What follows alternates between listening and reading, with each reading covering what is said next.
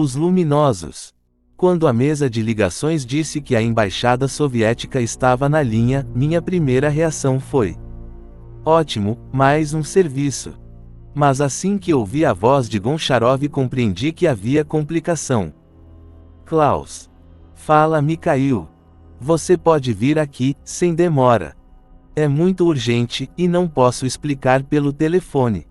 Foi cheio de inquietude que fiz todo o trajeto até a embaixada, mobilizando as minhas defesas para o caso de sermos responsáveis por alguma coisa que não tivesse dado certo. Mas não me ocorreu nada. No momento não tínhamos nenhum contrato importante com os russos. O último serviço fora completado há 6 meses, dentro do prazo estipulado e com inteira satisfação deles. Pois já não estavam satisfeitos, como não tardei a descobrir. Mikhail Goncharov, o adido comercial, era um velho amigo meu. Disse tudo o que sabia, e não era muito. Acabamos de receber um cabograma urgente do Ceilão. Querem que você vá lá imediatamente. Há uma séria complicação com o projeto hidrotérmico. Que espécie de complicação? Perguntei. Logo percebi, naturalmente, que devia ser no fundo do mar, pois essa era a única parte da instalação que nos fora confiada. Os próprios russos tinham realizado o trabalho em terra, mas foram obrigados a chamar-nos para assentar aquelas grades 900 metros sob o nível do Oceano Índico. Não existe no mundo outra firma que possa honrar o nosso lema. Qualquer serviço a qualquer profundidade. Tudo o que eu sei, disse Goncharov, é que os engenheiros locais falam de uma paralisação total, que o primeiro-ministro do Ceilão vai inaugurar a usina daqui a 3 semanas, e que o governo soviético ficará muito desgostoso se a usina não estiver funcionando nessa data. Recapitulei mentalmente, com rapidez, as cláusulas do nosso contrato que diziam respeito às penalidades. A firma parecia estar resguardada, porque o cliente assinara um recibo, admitindo, implicitamente, que o trabalho estava a seu contento. Mas a coisa não era tão simples assim. Se fosse provado que houvera negligência de nossa parte, podíamos estar livres de uma ação judicial. Mas isso seria péssimo para os negócios.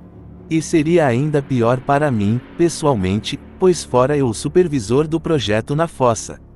Trinco. Não me chamem de mergulhador, por piedade. Detesto esse nome. Sou um engenheiro de mar fundo, e uso aparelhos de imersão mais ou menos com a mesma frequência com que um aviador usa paraquedas. A maior parte do meu trabalho é feita com TV e com robôs de controle remoto. Quando eu mesmo sou obrigado a descer, vou dentro de um mini submarino com manipuladores externos. Nós o chamamos lagosta por causa das garras. O modelo padrão trabalha até a 1.500 metros de profundidade, mas existem modelos especiais que poderiam funcionar no fundo da Fossa das Marianas. Eu mesmo nunca estive lá, mas terei muito prazer em especificar as condições se os senhores estiverem interessados. Numa estimativa aproximada, isso lhes custará $1 por pé de profundidade, mais $1.000 por hora de trabalho. Compreendi que os russos não estavam brincando quando Mikhail disse que um jato me esperava em Zurique e perguntou se eu podia estar no aeroporto dentro de 2 horas. Escute, disse eu. Não posso fazer nada sem equipamento, e aquele de que precisamos para uma inspeção pesa toneladas. Além disso, tudo está em Spezia. Eu sei. Retrucou Mikhail, implacável. Vamos mandar lá outro jato de transporte. Passe um cabograma do Ceilão assim que souber tudo de que vai precisar. As coisas estarão no local em 12 horas. Mas, por favor, não fale disso a ninguém. Preferimos guardar segredo sobre os nossos problemas. Concordei com isso, pois o problema era meu também. Quando deixei o escritório, Mikhail apontou para o calendário de parede, repetiu: 3 semanas, e passou o dedo de través sobre a garganta. E eu bem sabia que ele não estava pensando na sua garganta. 2 horas mais tarde estava eu sobrevoando os Alpes, despedindo-me da família pelo rádio e perguntando-me por que, como todo suíço sensato, não me tornara banqueiro ou fabricante de relógios. Os culpados de tudo isso eram os Picard e os Hannes Keller, dizia tristemente a mim mesmo. Porque foram eles iniciar essa tradição do mar profundo, e logo na Suíça, vejam só. Depois tratei de dormir, sabendo que teria poucas oportunidades para isso nos dias que se seguiriam. Pousamos em Trincomalee pouco depois do amanhecer. O enorme e complicado porto, cuja topografia nunca cheguei a dominar de todo. Era um labirinto de cabos, ilhas, canais de interconexão e bacias bastante grandes para comportar todas as armadas do mundo. Pude ver o imenso edifício branco da direção, de estilo algo exuberante, num promontório sobranceiro ao Oceano Índico. Aquilo era pura propaganda. Ainda que, se eu fosse russo, naturalmente o teria chamado de relações públicas. Não que realmente censurasse os meus clientes. Eles tinham razão de sobra para se orgulharem desse empreendimento, a mais ambiciosa tentativa já feita para explorar a energia térmica do mar. Não era, aliás, a primeira. Houvera a do cientista francês Georges Claude, na década de 30. Mal sucedida. E outra de muito maiores proporções, em Abidjan, na Costa do Marfim, 2 décadas depois. Todos esses projetos baseavam-se num só e surpreendente fato. Mesmo nos trópicos, a temperatura da água 1 milha abaixo do nível do mar é quase a de congelação. Tratando-se de bilhões de toneladas de água, essa diferença de temperatura representa uma quantidade colossal de energia. E um magnífico desafio aos engenheiros dos países que padecem fome de força motriz. Claude e os seus sucessores haviam tentado aproveitar essa energia com motores a vapor de baixa pressão. Os russos usaram um método muito mais simples e direto. Sabia-se, havia mais de um século, que se estabelecem correntes elétricas em muitos materiais quando uma das extremidades é aquecida e a outra resfriada, e desde a década de 40 os cientistas russos vinham trabalhando com a mira em utilizar esse efeito termoelétrico para finalidades práticas. Os primeiros dispositivos que eles inventaram não eram muito eficientes. Conquanto servissem para fornecer energia a milhares de aparelhos de rádio mediante o uso de lampiões de querosene. Mas em 1974 eles tinham dado um grande passo à frente, embora ainda guardassem segredo a esse respeito. Mesmo eu, que havia instalado os elementos de força na extremidade fria do sistema, nunca chegara a vê-los realmente, pois estavam completamente escondidos sob tinta anticorrosiva. Só sei que formavam uma vasta grade, como centenas de radiadores de tipo antigo atarrachados uns aos outros. Reconheci a maioria dos rostos na pequena multidão que esperava no campo de pouso de Trinco. Amigos ou inimigos, todos pareciam contentes com a minha chegada. Especialmente o engenheiro-chefe Shapiro. Então, leve? Perguntei quando nos afastávamos na caminhoneta. Qual é o galho? Não sabemos. Respondeu ele com toda a singeleza. Compete a nós descobrir. E remediar. Bem, mas o que foi que aconteceu?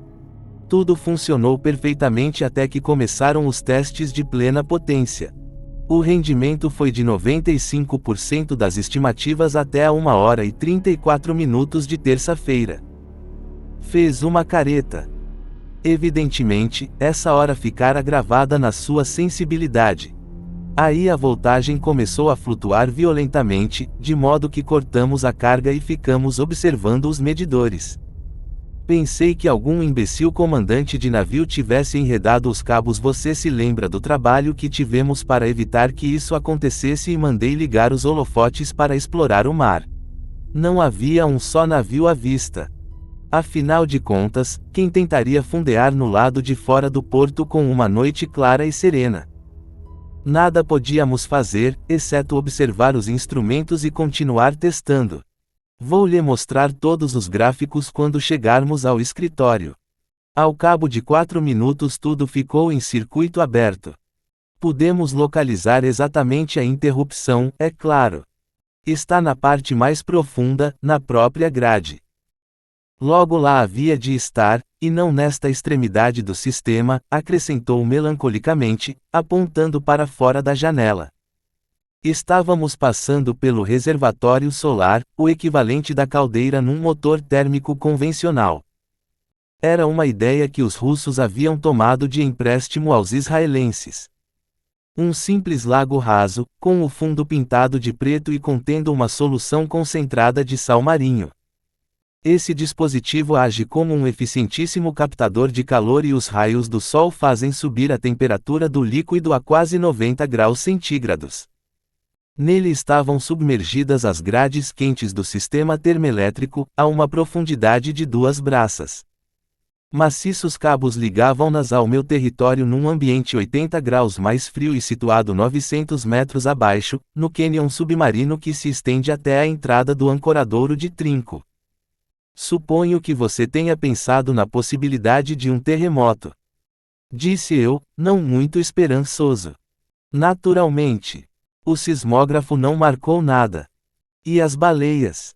Eu o avisei de que elas podiam criar complicações. Mais de um ano atrás, quando os condutores tronco estavam sendo deitados ao mar, eu falara aos engenheiros sobre o cachalote afogado que encontraram enredado num cabo telegráfico a meia milha da costa sul-americana. Conhece-se uma dúzia de casos semelhantes. Mas o nosso, segundo parecia, não era um deles. Essa foi a segunda coisa em que pensamos. Respondeu Shapiro. Recorremos ao Departamento de Pesca, ao Exército e à Aeronáutica. Não havia baleias na costa. Foi neste ponto que parei de teorizar, pois ouvi alguma coisa que me deixou um pouco incomodado. Como todo suíço, tenho o dom das línguas e aprendi o meu pouco de russo. Aliás, não era preciso ser tão bom linguista para reconhecer a palavra sabota. Ela fora pronunciada por Dmitry Karpukhin, o consultor político do projeto. Eu não gostava dele, nem tampouco os engenheiros, que às vezes chegavam a ser grosseiros com o camarada. Era um desses comunistas à moda antiga que nunca saíram totalmente da sombra de Stalin, e suspeitava de tudo que ficava fora da União Soviética e da maioria das coisas dentro dela. A sabotagem não podia deixar de ser a explicação de sua preferência. Havia, é claro, muita gente que não ficaria de coração despedaçado se o projeto Trinco falhasse. Politicamente, o prestígio da URSS estava em jogo. Economicamente, o caso envolvia bilhões, porque, se as usinas hidrotérmicas fossem bem-sucedidas, poderiam competir com o petróleo, o carvão, a força hidráulica e, especialmente, a energia nuclear. Apesar disso, eu não podia acreditar realmente em sabotagem. Afinal de contas, a Guerra Fria tinha terminado. A rigor, era possível que alguém tivesse feito uma tentativa inepta de colher uma amostra da grade, mas até isso parecia improvável. Eu podia contar nos dedos o número de pessoas, no mundo inteiro, que se disporiam a fazer esse trabalho. E a metade delas estava na minha folha de pagamento. A câmara subaquática de TV chegou nessa mesma tarde e, trabalhando a noite inteira, conseguimos colocar câmaras, monitores e mais de 1 milha de cabo coaxial a bordo de uma lancha. Ao deixarmos o porto julguei ver uma figura familiar no mole, mas estava muito longe para ter certeza e tinha outras coisas em que pensar. É preciso que lhes diga que não sou bom marinheiro. Só me sinto realmente feliz debaixo do mar. Tomando como ponto de referência o farol da Round Island, estacionamos diretamente acima da grade. A câmara automotora, que parecia um batisca-foanão, desceu pela borda. De olho nos monitores, nós a acompanhamos em espírito. A água estava extremamente límpida e vazia, mas ao nos aproximarmos do fundo notamos alguns sinais de vida. Veio um pequeno tubarão que se pôs a encarar-nos. Depois uma vesícula de gelatina pulsante passou, arrastada pela corrente, seguida de uma coisa que parecia uma enorme aranha, com centenas de patas peludas que se enredavam e enroscavam umas nas outras. Finalmente divisamos a muralha inclinada do cânion. Estávamos bem em cima do alvo e pudemos distinguir os grossos cabos que mergulhavam nas suas profundezas, tal como eu os tinha visto ao realizar a última vistoria da instalação, 6 meses atrás.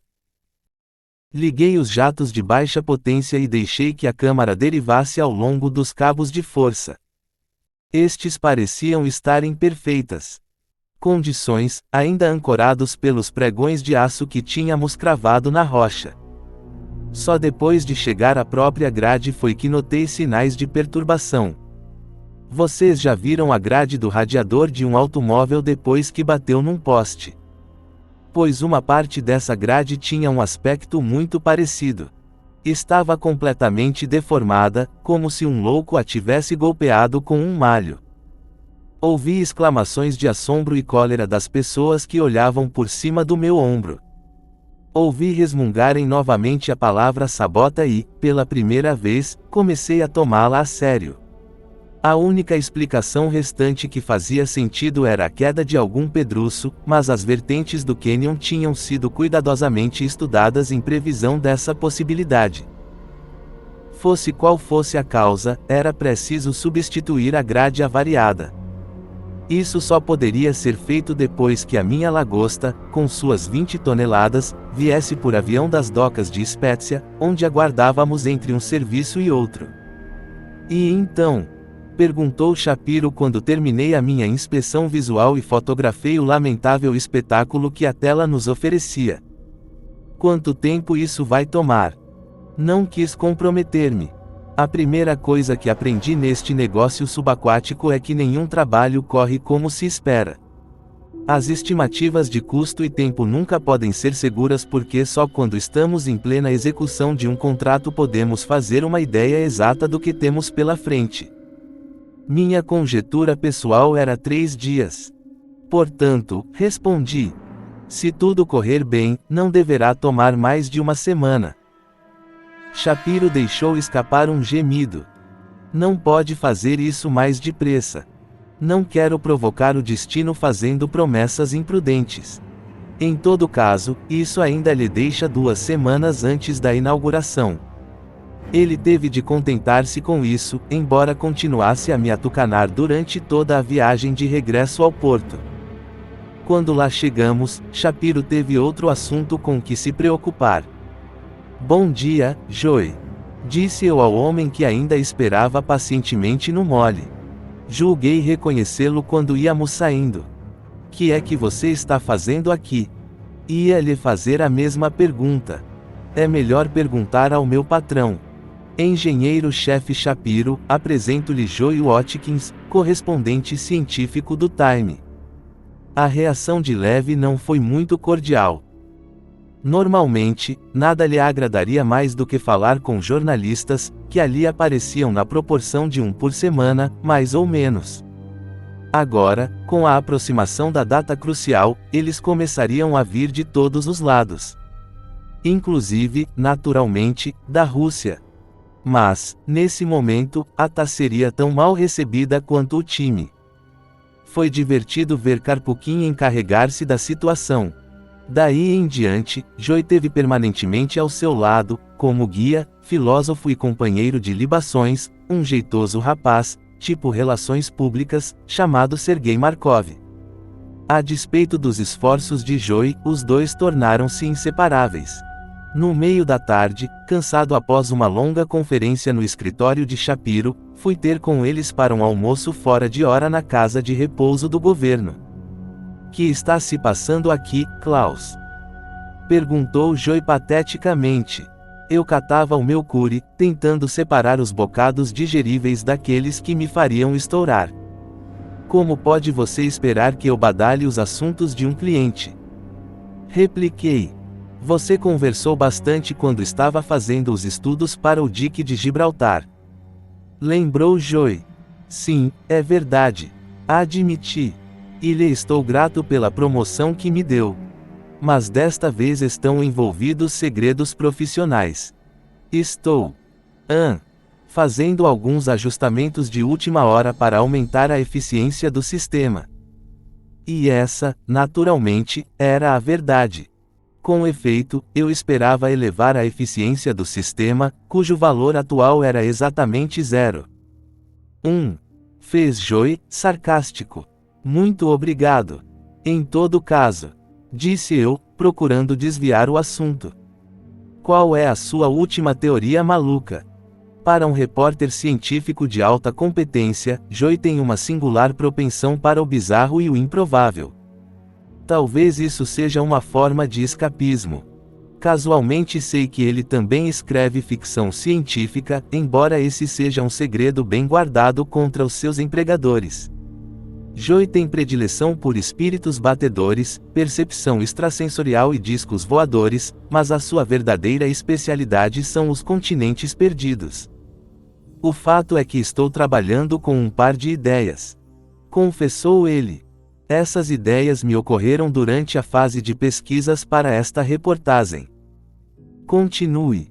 Disse eu, sem ousar levantar os olhos do Cury. Outro dia descobri um mapa muito antigo do Ceilão. Um mapa de Ptolomeu, se isso lhe interessa. Ele me lembrou outro mapa antigo da minha coleção, e fui consultá-lo.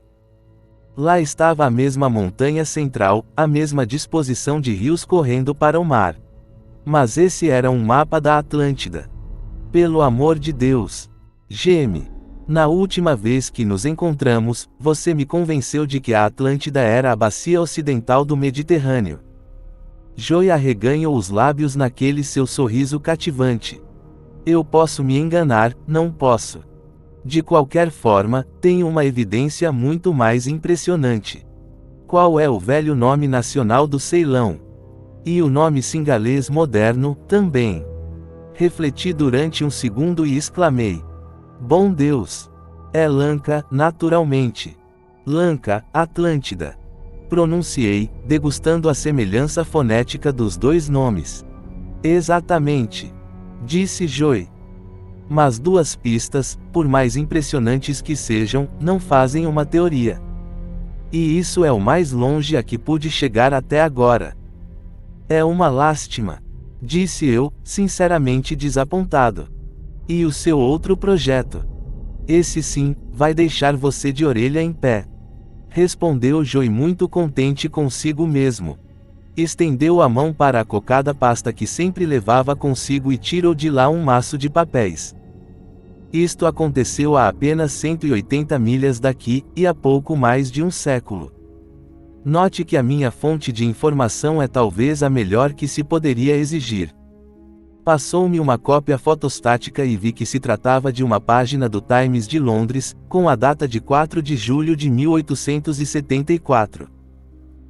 Pus-me a ler sem muito entusiasmo, pois Joy tinha o hábito de mostrar recortes de jornais velhos, mas a minha apatia não durou muito. Em resumo, eu gostaria de reproduzir tudo aqui, mas a sua biblioteca local lhes poderá fornecer um fac-símile em 10 segundos.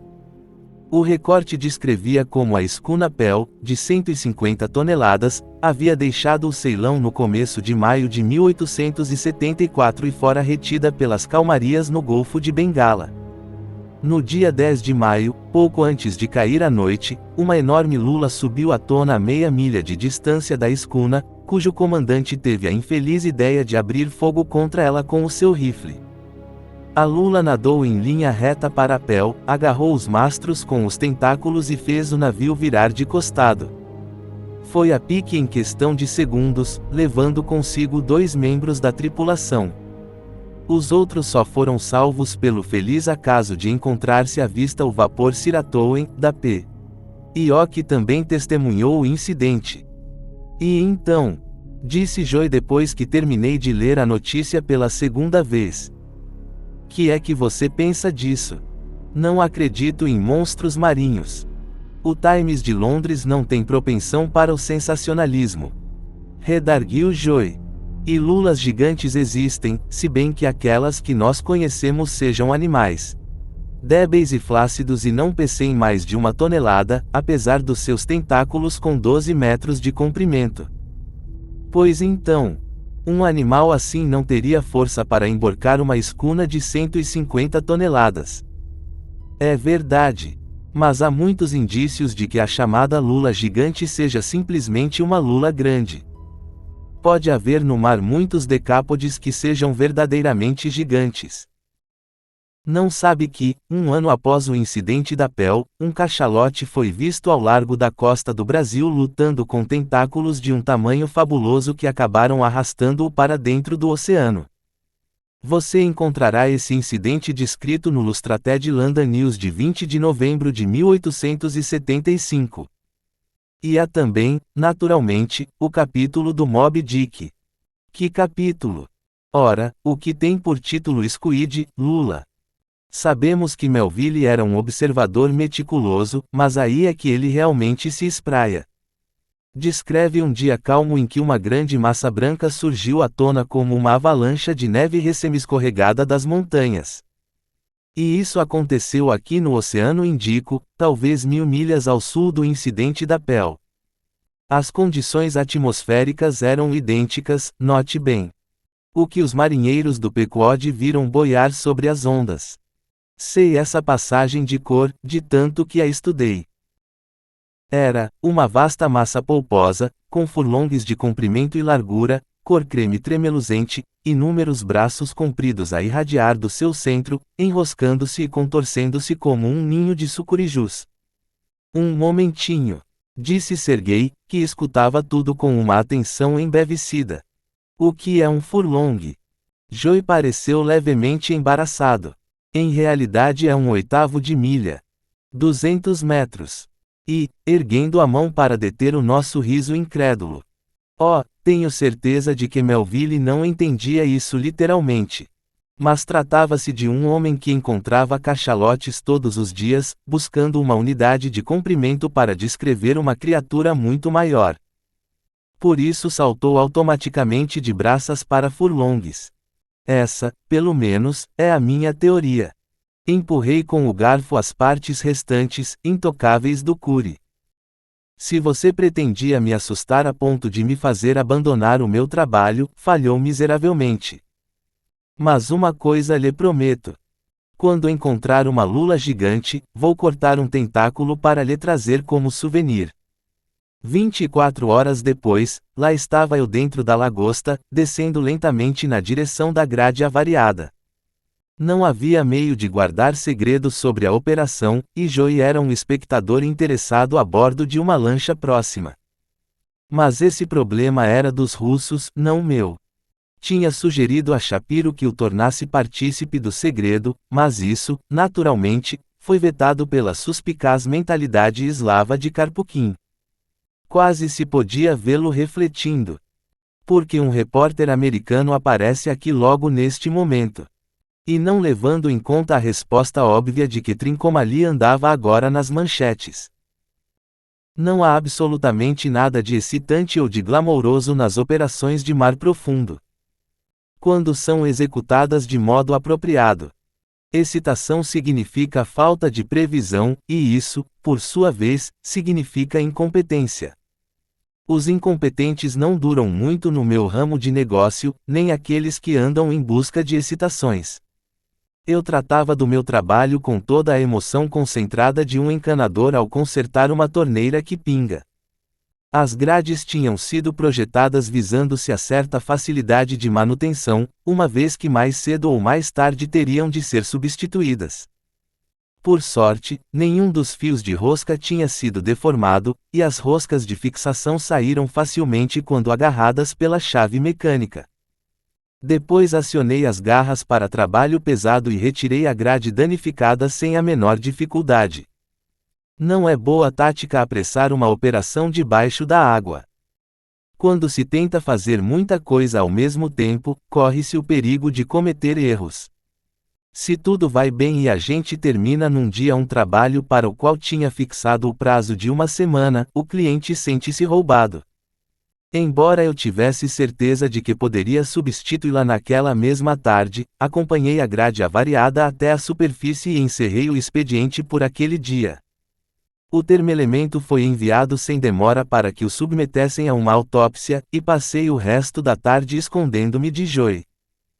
Trinco é uma cidade pequena, mas consegui evitá-lo indo ao cinema local, onde passei várias horas assistindo a um interminável filme tâmio no qual 3 gerações sucessivas padeciam idênticas crises domésticas de confusão de identidade, alcoolismo, abandono, morte e loucura, tudo em Technicolor e com o som a todo volume. Na manhã seguinte, a despeito de uma ligeira dor de cabeça, estava eu no local pouco depois de nascer o sol. O mesmo quanto a Joey e Sergei, aprestados para uma bela pescaria. Acenei-lhes alegremente quando subi a lagosta e o guincho do tender me fez descer pela borda. Pelo lado oposto, onde Joey não podia vê-la, desceu a grade de reposição. A poucas braças da tona retirei-a do guincho e levei-a comigo para o fundo da fossa Trinco, onde, sem dar maiores trabalhos, ficou tudo pronto lá pelo meio da tarde. Antes que eu voltasse à superfície, as porcas de segurança tinham sido fixadas, os condutores soldados em loco, e os engenheiros de terra haviam terminado os testes de continuidade com resultados plenamente satisfatórios. Quando tornei a pôr os pés a bordo, o sistema estava de novo funcionando, tudo voltara à normalidade e até Karpukin sorria. Exceto quando parava para fazer a si mesmo a pergunta a que ninguém até então pudera responder. Eu ainda me apegava à teoria do pedruço caído. Por falta de outra melhor. E esperava que os russos a aceitassem, para que pudéssemos por fim aquele ridículo jogo de esconder com Joey. Fagueiras esperanças. Não tardou muito, Shapiro, acompanhado de Karpukin, veio me procurar, ambos com uma cara de palmo e meio. Klaus. Disse leve. Queremos que você torne a descer. O dinheiro é seu. Respondi. Mas para fazer o quê? Examinamos a grade avariada, e demos pela falta de uma parte do termoelemento. Dmitri pensa que alguém a arrancou deliberadamente e a levou consigo. Nesse caso, fizeram um trabalho muito porco. Respondi. Posso lhes garantir que não foi nenhum dos meus homens. Era arriscado dizer pilhérias desse tipo em presença de Karpukin, e ninguém achou graça. Nem eu, pois a essa altura estava começando a pensar que talvez ele tivesse razão. O sol ia se pondo quando dei início ao meu último mergulho na fossa Trinco, mas o fim do dia nada significava lá embaixo. Desci uns 600 metros com as luzes apagadas porque gosto de observar as criaturas luminosas do mar coruscando e piscando na escuridão, às vezes explodindo como foguetes logo atrás da minha janela de observação. Estava ali em água aberta e não havia perigo de colisão. Em todo caso, tinha o sonar panorâmico a girar, e ele me preveniria com muito mais eficiência do que os meus olhos. A 400 braças, percebi que havia algo de anormal. O fundo começava a aparecer no sondador vertical. Mas aproximava-se com excessiva lentidão. Minha velocidade de descida era lenta demais. Poderia aumentá-la facilmente, inundando outro tanque de flutuação. Mas hesitei em fazê-lo. Neste meu ramo de negócios, tudo que esteja fora do comum necessita de explicação. Por 3 vezes salvei minha própria vida esperando até encontrar a explicação.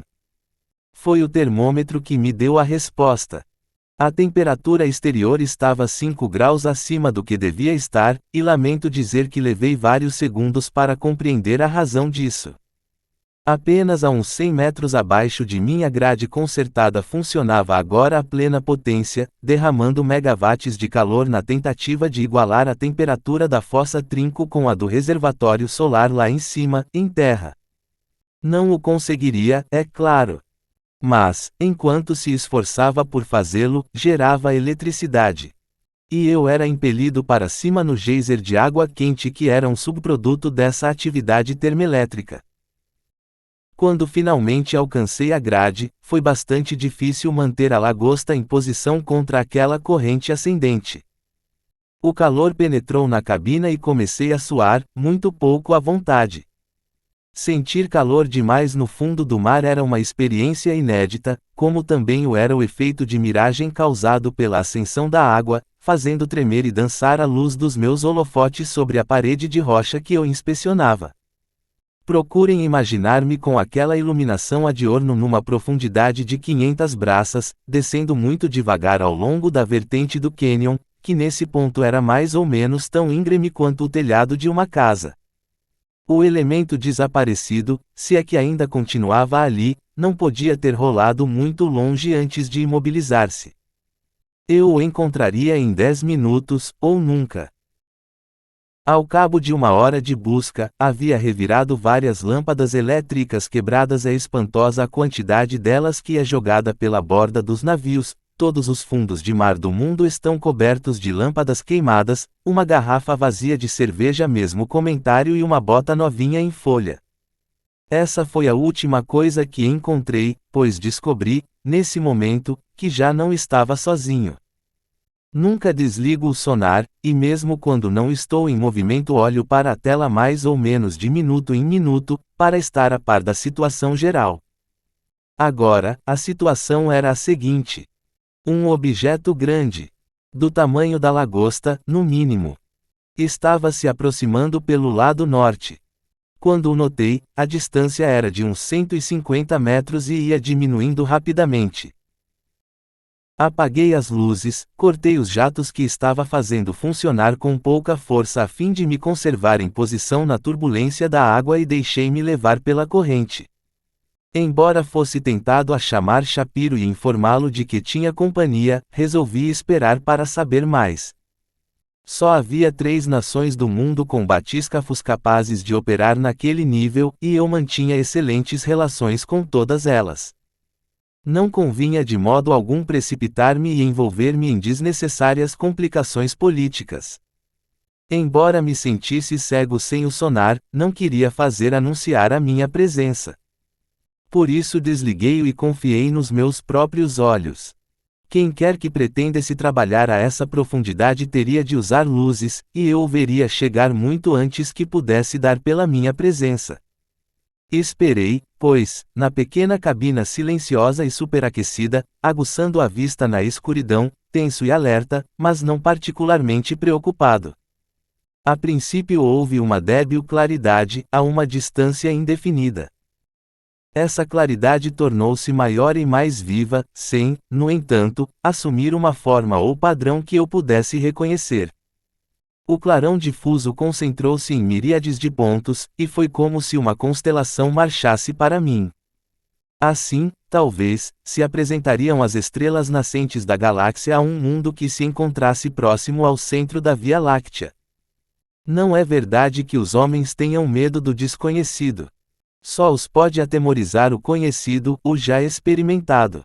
Eu era incapaz de imaginar o que estava se aproximando de mim, mas nenhuma criatura marinha poderia tocar-me dentro de 15 centímetros de boa blindagem suíça. A coisa já estava quase em cima de mim, brilhando com uma luz de sua própria criação, quando se dividiu em 2 nuvens distintas. Lentamente, entrou em foco. Não o dos meus olhos, mas o do meu entendimento. E vi que a beleza e o terror cresciam para mim, surgidos do abismo. O terror veio primeiro, quando percebi que aqueles animais eram lulas e todas as histórias contadas por Joy reverberaram no meu cérebro. Depois, com uma considerável sensação de alívio, notei que elas mediam apenas 6 metros de comprimento. Pouco maiores do que a lagosta e com uma simples fração do seu peso. Não me podiam fazer nenhum mal. E além disso, a sua beleza indescritível as despia de toda ameaça. Isso parece ridículo, mas é verdade. Em minhas viagens tenho visto a maioria dos animais deste mundo, mas nenhum podia igualar as aparições luminosas que flutuavam agora diante de mim. As luzes coloridas que pulsavam e dançavam ao longo de seus corpos faziam com que parecessem vestidas de joias, nunca as mesmas por mais de 2 segundos de cada vez. Havia bandas de um azul brilhante, como tremeluzentes arcos de mercúrio, que quase instantaneamente passavam a um vermelho vivo de neon.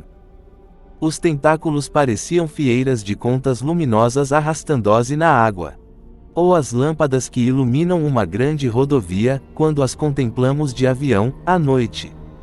Fracamente visíveis contra essa claridade de fundo, os olhos enormes eram fantasticamente humanos e inteligentes, cada um rodeado por um diadema de pérolas cintilantes. Queiram desculpar, mas não sei me exprimir melhor. Só uma câmara cinematográfica pode fazer justiça a esses caleidoscópios vivos. Não sei quanto tempo fiquei a contemplá-las, tão embevecido pela sua luminosa beleza que quase esquecia a minha missão. Que aqueles delicados tentáculos, como finos chicotes, não podiam em absoluto ter quebrado a grade era coisa por si só evidente. E no entanto a presença daquelas criaturas ali era, para dizer o mínimo, muito curiosa. Karpukin teria dito suspeita. Eu ia comunicar-me com a superfície quando vi uma coisa incrível. Tivera todo esse tempo diante dos meus olhos, mas não a tinha percebido até agora. As lulas estavam conversando entre si. Aqueles desenhos luminosos e evanescentes não surgiam e desapareciam ao acaso. De repente, tive certeza de que eram tão carregados de significação quanto os anúncios luminosos da Broadway ou de Piccadilly. De poucos em poucos segundos formava-se uma imagem que quase fazia sentido, mas apagava-se antes que eu pudesse interpretá-la. Sei, naturalmente, que até o povo comum exterioriza as suas emoções mediante mudanças de cor tão rápidas como o relâmpago. Mas aquilo era algo de uma ordem muito superior. Era autêntica comunicação. Eu tinha diante de mim dois sinais elétricos vivos transmitindo mensagens um ao outro. Quando vi uma imagem inconfundível da lagosta, minhas derradeiras dúvidas se dissiparam. Embora eu não seja cientista, nesse momento compartilhei os sentimentos de um Newton ou um Einstein ante alguma revelação súbita. Aquilo me tornaria famoso. Então a imagem mudou, e da maneira mais curiosa. Lá estava de novo a lagosta, mas bastante menor. E, ao seu lado, muito menor ainda, dois singulares objetos. Cada um deles consistia num par de pontos pretos rodeado por um padrão de 10 linhas irradiantes. Há pouco eu disse que nós, os suíços, temos o dom das línguas. Contudo, não havia mister de muita inteligência para perceber que aquilo era uma representação estilizada das lulas por si mesmas e o que eu estava vendo era um esboço esquemático da situação. Mas por que o tamanho absurdamente pequeno das lulas? Outra mudança sobreveio antes que eu tivesse tempo de decifrar essa. Um terceiro símbolo de lula apareceu na tela viva. Essa enorme, reduzindo as outras às dimensões de anãs. A mensagem brilhou ali, na noite eterna, pelo espaço de poucos segundos. Então a criatura que a tinha emitido partiu com uma rapidez incrível, deixando-me a sós com a sua companheira. Agora o significado era por demais evidente. Meu Deus! Disse eu de mim para mim. Elas acham que não podem comigo. Foram buscar sua irmã maior. E sobre as capacidades dessa irmã maior eu já tinha indícios mais claros do que Joe Watkins com todas as suas pesquisas e recortes de jornais. Foi nesse ponto. Vocês não se surpreenderão de ouvi-lo. Que resolvi não me demorar mais ali. Mas antes de me retirar, eu também quis dizer alguma coisa. Depois de pairar por tanto tempo naquela escuridão, tinha esquecido a potência das minhas luzes. Elas me doeram nos olhos e devem ter sido cruciantes para a malfadada lula. Inundada por aquela claridade intolerável, com a sua própria iluminação completamente eclipsada, ela perdeu toda a sua beleza, convertendo-se num pálido saco de gelatina com dois botões pretos a fazer as vezes de olhos. Por um momento, pareceu que o choque a tinha paralisado. Depois precipitou-se no encalço de sua companheira, enquanto eu subia para um mundo que jamais seria o mesmo para mim. Descobri o seu sabotador, disse a Karpukin quando abriram a escotilha da lagosta. Se quer saber tudo o que há a respeito dele, pergunte a Joe Watkins. Deixei Dimitri às voltas com essa charada durante alguns segundos, enquanto gozava a sua cara. Depois fiz-lhe o meu relato, com ligeiros retoques. Insisti. Sem dizê-lo textualmente. em que as lulas que eu tinha visto tinham força suficiente para haver causado todos os danos. E nada disse sobre a conversa que tinha surpreendido. Isso não faria mais do que provocar incredulidade. Além do mais, eu necessitava de tempo para refletir sobre os acontecimentos e explicar, se pudesse, alguns pontos ainda obscuros. Joy me foi muito útil, embora ainda não saiba mais do que os russos. Falou-me do admirável desenvolvimento do sistema nervoso das lulas e explicou como algumas podem mudar de aparência num abrir e fechar de olhos, por uma instantânea sinalização a 3 cores, graças à extraordinária rede de cromóforos que reveste os seus corpos. Presumivelmente, esse aparelho evoluiu a fim de proporcionar camuflagem. Mas parece natural, e mesmo inevitável, que se tenha desenvolvido num sistema de comunicação. Mas há uma coisa que preocupa Joy. Que é que elas estavam fazendo perto dessa grade? Não cessa de me perguntar em voz queixosa. São invertebrados de sangue frio. Seria de esperar que detestassem o calor tanto quanto lhes desagrada a luz. Isso intriga Joy, mas não me intriga, a mim. Acredito, mesmo, que seja a chave de todo o mistério. Estou certo, agora, de que essas lulas andam na fossa Trinco pela mesma razão que leva os homens ao Polo Sul, ou à Lua. A pura curiosidade científica arrancou-as às suas gélidas moradas para investigarem esse jorro de água quente que brota das vertentes do cânion. Aí está um fenômeno estranho e inexplicável, que talvez ameace o seu gênero de vida. Por isso mandaram vir o seu primo gigante servo. Escravo. A fim de que colhesse uma amostra para elas estudarem. Não posso crer que alimentem uma esperança de compreendê-la. Afinal de contas, nenhum cientista da Terra poderia tê-la compreendido ainda um século atrás. Mas as lulas estão tentando, e isso é o que importa. Amanhã daremos início às nossas contramedidas. Vou descer mais uma vez a fossa Trinco para instalar as grandes luzes que, segundo espera Shapiro, manterão as lulas à distância. Mas por quanto tempo esse estratagema surtirá efeito, se a inteligência está despontando nas profundezas do mar? Estou ditando isto sentado aqui sob as antigas ameias do Forte Frederick, vendo a lua nascer sobre o Oceano Índico. Se tudo correr bem, isto servirá como abertura de um livro que Joy tem instado comigo para que escreva. Se não... Alô, Joy, estou falando para você agora. Por favor, revise este texto para publicação, sob a forma que lhe parecer melhor, e peço desculpas a você e a Leve por não lhes ter comunicado todos os fatos antes. Agora compreendem por quê. Aconteça o que acontecer, por favor não esqueçam isto. Elas são belas, maravilhosas criaturas. Procurem entrar em entendimento com elas, se puderem. Ao Ministério da Energia, Moscou de Lev Shapiro, engenheiro-chefe, Projeto de Energia Nuclear de Trincomalee. Envio em anexo a transcrição da gravação em fita encontrada entre os objetos do Sr. Klaus Miller após o seu último mergulho. Estamos profundamente penhorados ao Sr. Joy Watkins, da revista Time, pela assistência que nos prestou sobre vários pontos. Os senhores se lembrarão de que a última mensagem inteligível do Sr. Miller era dirigida ao Sr. Watkins e dizia assim: Joy, você tinha razão no que diz respeito a Melville. Esta criatura é absolutamente gigante. Dezembro de 1962.